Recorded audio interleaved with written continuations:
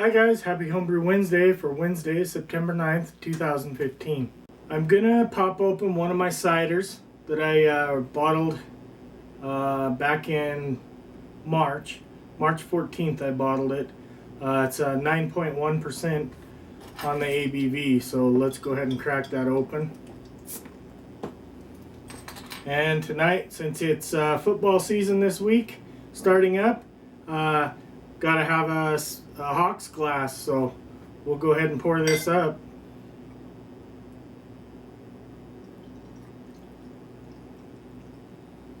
Yeah, still not a lot of carbonation in this, but definitely got some carbs. Nice and clear, refreshing. Cheers, everyone.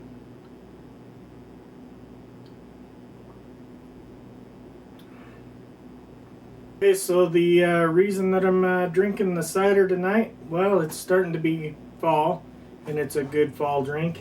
And also, I bottled up my cider over the weekend, so I took a few pictures. Bottling is pretty much the same, so I just took a few pictures, so I'll insert those here for you guys.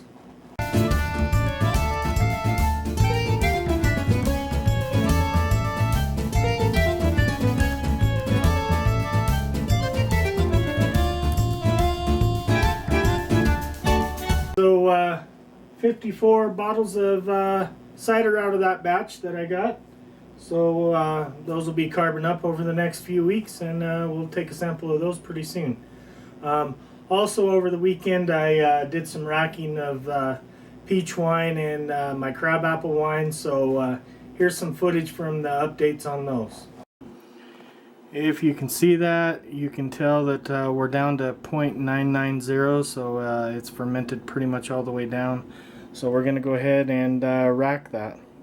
As you can see, it had a pretty good fermentation in the bucket. You can see the krausen around the edges of the bucket there. So we'll go ahead and rack it down into our clean carboy. Okay, and there's our peach wine all racked up.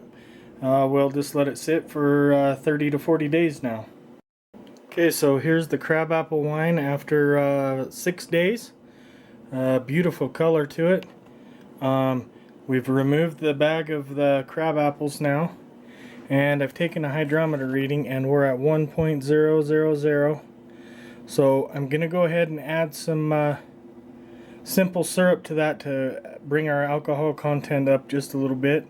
So on the stove I boiled about a half a gallon of water and added 5 cups of sugar to it to add to this, so we'll go ahead and add that. Okay, so we've added the simple syrup to the crabapple wine and give it a little bit of a stir, and now our SG reading is 1.035.